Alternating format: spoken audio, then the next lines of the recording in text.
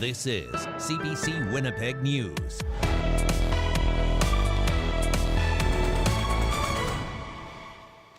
Good evening. Thank you for being with us. We begin with more fallout tonight from evictions the province calls illegal. This after dozens of people were given cash and told to immediately leave a Winnipeg apartment block. The province and advocates are now warning the owner of that block not to do the same thing at another building. And as the CBC's Rosanna Hempel reports, the minister responsible for housing says charges could be coming.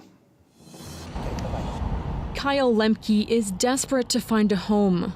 I'm feeling extremely stressed. I'm feeling extremely under pressure. Oh, good girl. He's been staying at a hotel with his cat. He was forced out of his College Avenue apartment building without warning.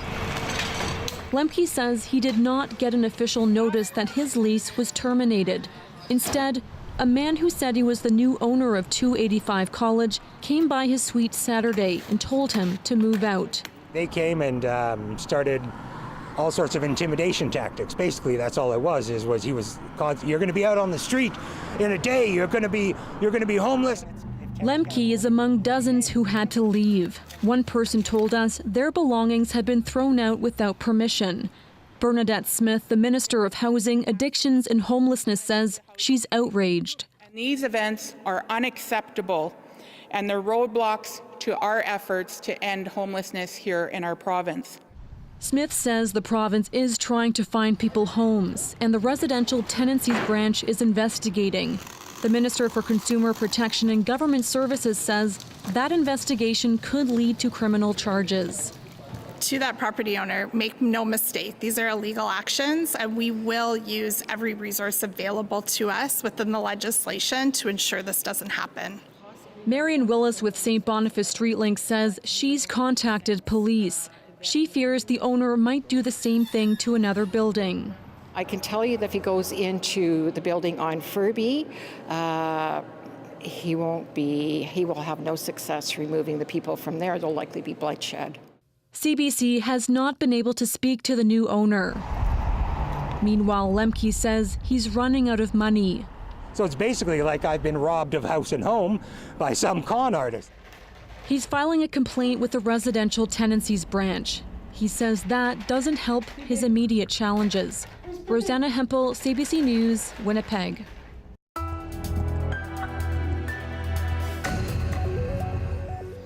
Well, now to a CBCI team investigation which has found children in the care of a for-profit private foster home provider were given cannabis daily, allowed to go to homes where they were sexually exploited, and taken to see known drug dealers by staff. That was all revealed in newly unsealed search warrant documents that were obtained by CBC News. And as the I-Team's Caroline Bargout reports, sources also say several arrests were made. It started with this Reddit post in February. In it, someone working at a Spirit Rising House foster home said staff were giving cannabis to underage youth in exchange for their allowance. The idea was to use weed as a harm reduction method so that the kids didn't do harder drugs. They give them all a gram of weed a day to numb them out, and they all basically sleep all day and do nothing. Southeast Child and Family Services, who had 21 kids in Spirit Rising House homes, caught wind of the post and started looking into the allegations. They also contacted the Winnipeg Police Service, who launched a criminal investigation. Now, sources tell CBC News several people have been arrested and are facing charges, but none of them have been laid as of yet. Spirit Rising House is a Winnipeg-based for-profit company. It ran foster homes and specialized group homes for 34 high-risk youth in CFS care before the government cut ties with it in February. Police got warrants to search 14 homes and were looking for a number of things, including cannabis prescriptions, drug paraphernalia, and documentation. They allege staff members were criminally negligent, which caused numerous children in care to suffer bodily harm. The search warrants say once the Reddit post came out, staff were no longer allowed to provide cannabis. So some of them drove the children in their care to a grocery store here in the North End to buy unlicensed cannabis. And in other cases, they drove them to a drug dealer's house to buy weed. Children in care were driven to drug dealers' houses on Redwood, which staff were directed not to put that into the daily logs, and instead put groceries. It also said foster parents would change the logs to say the kids were sleeping when in fact they had been out of the house doing drugs. The documents say staff were told to remove the bongs from the group homes when CFS was coming to investigate. The search warrants also allege staff were driving kids to homes they know they were being exploited in. The children in care were sexually exploiting themselves and selling themselves for alcohol and drugs, and that foster parents would not report these incidents. Winnipeg Police wrote, "I am of the opinion these children in care were in a vulnerable state and were provided cannabis that interfered with their health and comfort, thus causing bodily harm." We contacted police for comment. All they will say is they're still investigating. Caroline Bargout, CBC News, Winnipeg. If you have a tip for our I-Team, you can call our confidential tip line at 204-788-3744 or email iteam@cbc.ca. Public transportation officials were in Carberry last night talking about the intersection between Highway 5 and the Trans-Canada Highway. That is where a bus crash killed 17 seniors from the Dauphin area last year.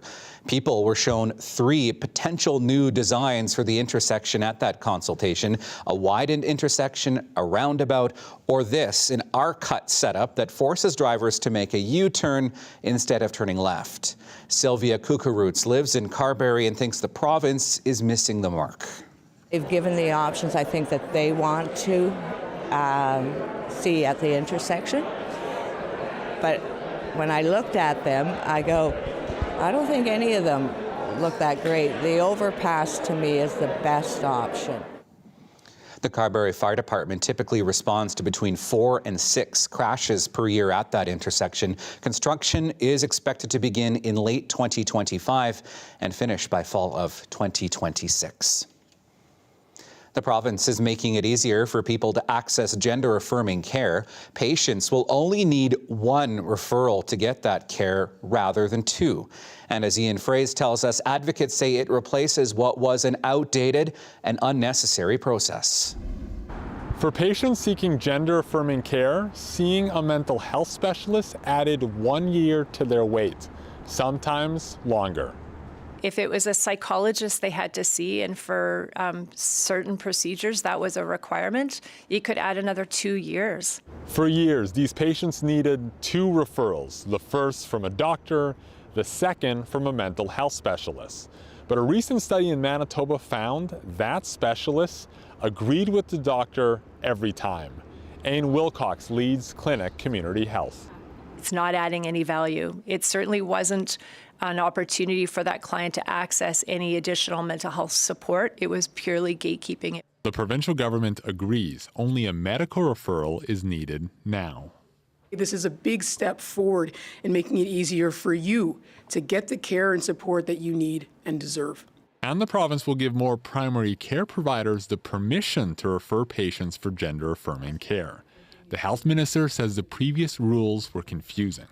It was sort of this mystical entity that nobody knew exactly, how do I get on this provider list? These initiatives come as trans and gender diverse communities across North America are increasingly under attack. At a time when other governments across our country and beyond are retracting services, it is a real pleasure to host today's important announcement. Wilcox says she hopes these changes will reduce wait times for these patients. Ian Fraze, CBC News, Winnipeg. City councillors in Winnipeg will have to decide soon whether to award a construction contract that could eventually turn into $1 billion worth of work. The city plans to build a biosolids processing facility at the North End Water Pollution Control Centre. That would transform sewage sludge into reusable fertilizer. The first phase of that work is a $95 million design contract. The winner of that contract will have the inside track on the remaining $900 million worth of work. The city's Water and Waste Committee voted yesterday to put off the decision, but Committee Chair Brian Mays says the Mayor's office has approved a special meeting to take place tomorrow. Council breaks for the summer at the end of this week. Well, if you've ever wanted to learn Cree or Ojibwe this summer, might just be your chance to do so, and for free. A new initiative launches tonight where the languages have been spoken for thousands of years. CBC's Gavin Axelrod brings us the story. Home is today, it's Wednesday, and Wabong is tomorrow, Thursday. The Forks has been an Indigenous gathering space for centuries. Now, it's also a gathering space where people of all backgrounds can come dabble in a bit of Cree or Ojibwe. We're kind of like honoring that history by gathering and learning language together, so I'm just really hoping people can at least say Abinogi Mikina. Shyla Nimi and Winnipeg Trails developed the interactive learning experience, where people can play games, use flashcards like these, or just listen to others while sitting around the table and pick up a new word or two. It's a different environment, and I think people will respond to that. Nimi also says helping develop the program has been life-changing. It's also kind of changed my life goals, learning the language. Like, it's a lot more meaningful to me. I'd love to help contribute in any way I can, and it's made a really big impact. And Winnipeg Trails Executive Director Anders Swanson also hopes it will foster connection. I just don't feel like it's possible to connect and feel like you're at home if you completely ignore the languages that have been spoken for hundreds of years in the place. And every time I learn a new thing in the language, there's a whole story that kind of floods through that, even through individual words. The free language tables will run throughout the summer. There's an Ojibwe only session on Wednesdays, beginner Cree and Ojibwe Thursday, and Friday game night. It's like Guy Fieri on there. Oh, yeah. Yes, Gavin Axelrod, CBC News, Winnipeg. Well, groups that support some of Winnipeg's most vulnerable are getting an assist from the Winnipeg Jets and the Whiteout Street parties. $100,000 was raised for the United Way from those parties during the Jets' playoff run. $5 from every ticket that was sold went to the United Way. And Dinawayamac, Silo Mission, the Bruce Oak Recovery Centre, and Main Street Project will each receive $25,000. Jamil Mahmood is the executive director of Main Street Project. This is probably one of the hardest times our city's ever faced in terms of the situation around homelessness, toxic drug supply, mental health challenges that we've seen. And so this is a time where we all need to come together, and support like this and funding like this really gives us the support we need on the front lines. True North says it hopes that next year the Whiteout Street parties can go on for months during the playoffs and not just weeks. I'm sure many fans are hoping so as well. Well, mosquito fogging continues in Winnipeg tonight. Another 7 zones were sprayed last night for adult nuisance mosquitoes. Crews had to quit early, though, because the temperature dropped below 13 degrees. They aim to get another 10 zones done tonight, starting at 9:30, this time mostly in the southern parts of the city. You can find a detailed list of the neighborhoods that are being sprayed tonight by heading to the city's website.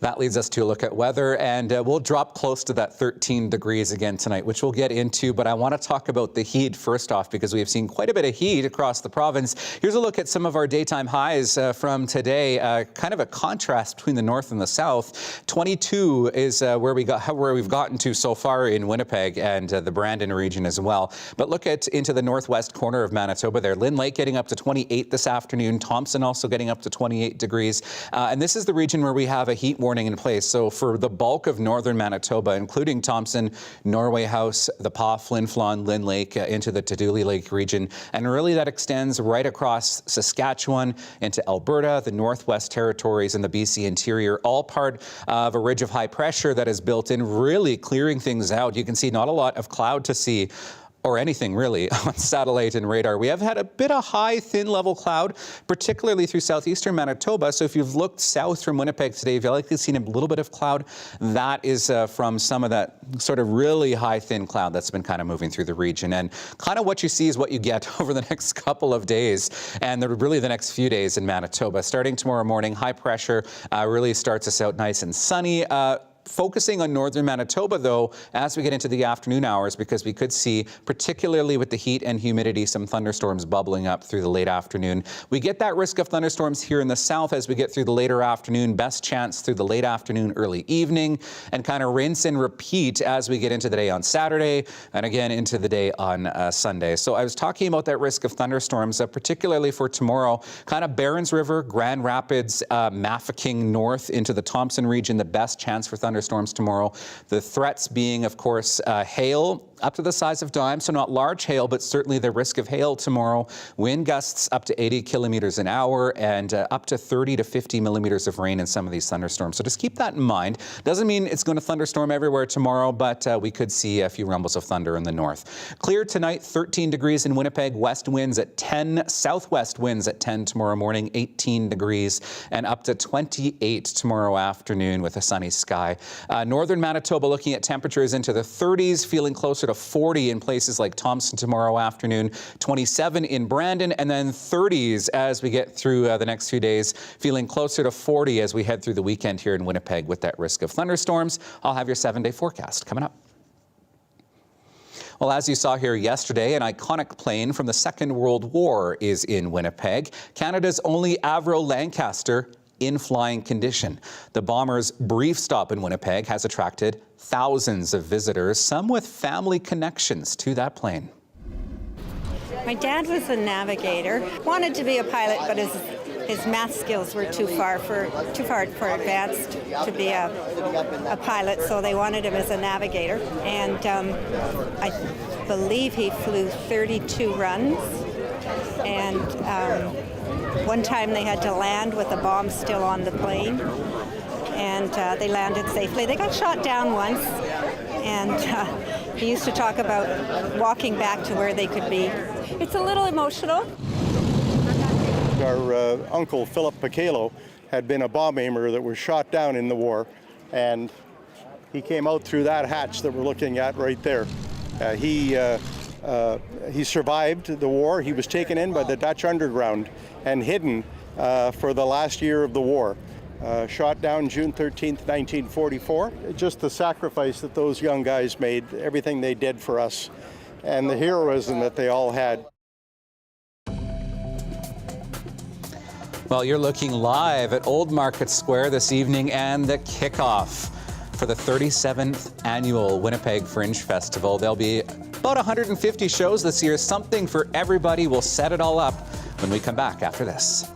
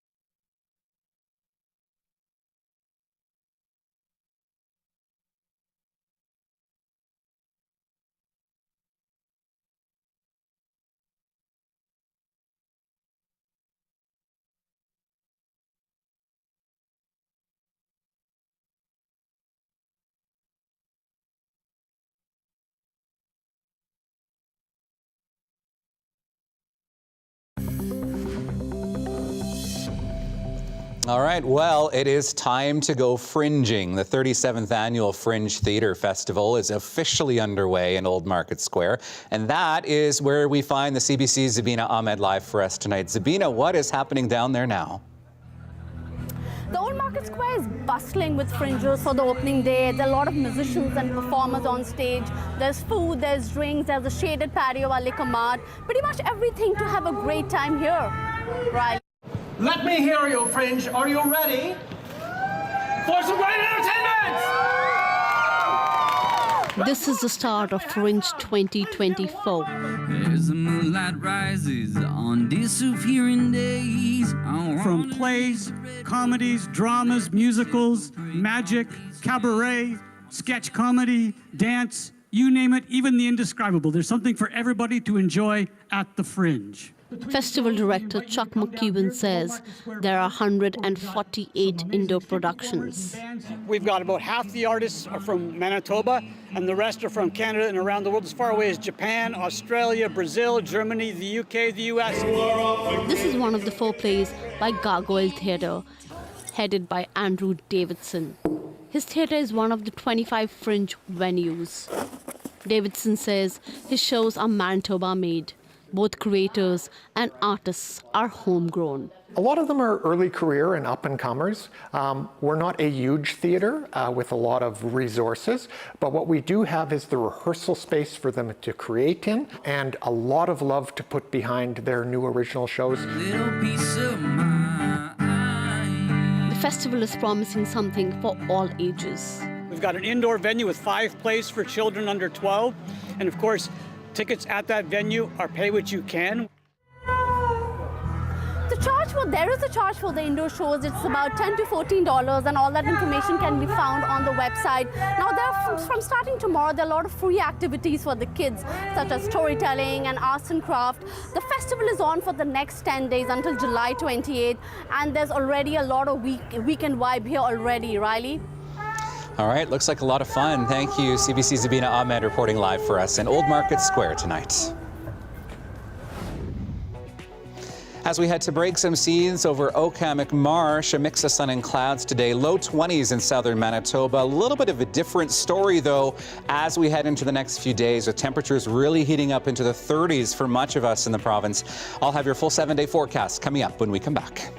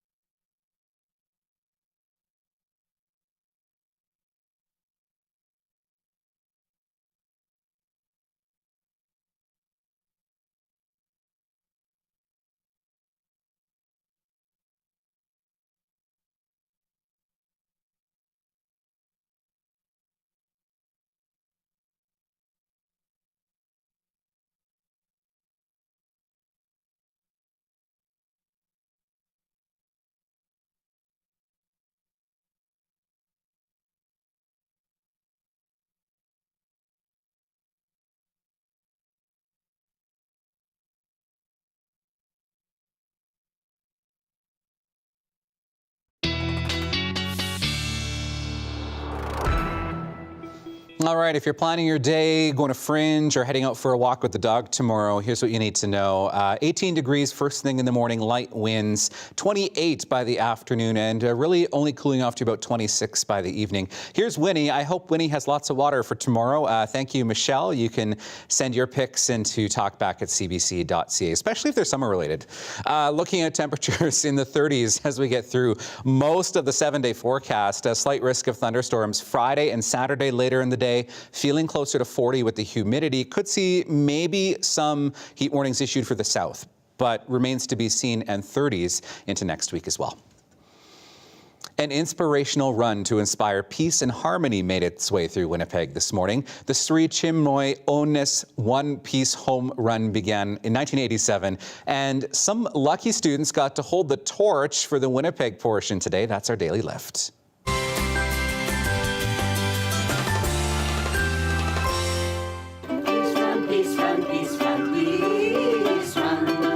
Well, there was singing and other entertainment as runners from the International Relay arrived in Winnipeg today. It was greeted by 100 children from Pinkham and Victoria Albert schools, as well as you saw their Deputy Premier Zoma Asaguera. The run celebrates a vision that peace begins with the individual. The kids here in Winnipeg have been fantastic. This was one of my favorite ceremonies. They're very enthusiastic and very receptive, and we found that to be true in almost all the communities that we visited, that the children really understand this concept of peace in your heart and peace in the world around you and peace in your families. So the relay has visited 150 countries on 7 continents since it began in 1987. This leg of the relay now makes its way through northwestern Ontario and south to Minneapolis before finishing in New York 1 month from today. Very cool stuff, and a nice day for that today as well. That is our program for this Wednesday evening. Thank you so much for being with us. We're going to leave you now with a live look at Old Market Square. Of course, the Fringe Festival officially getting underway tonight. Thank you for watching, and we'll see you back here again tomorrow. Hear me out, and I don't take anything out of rain to sold it back to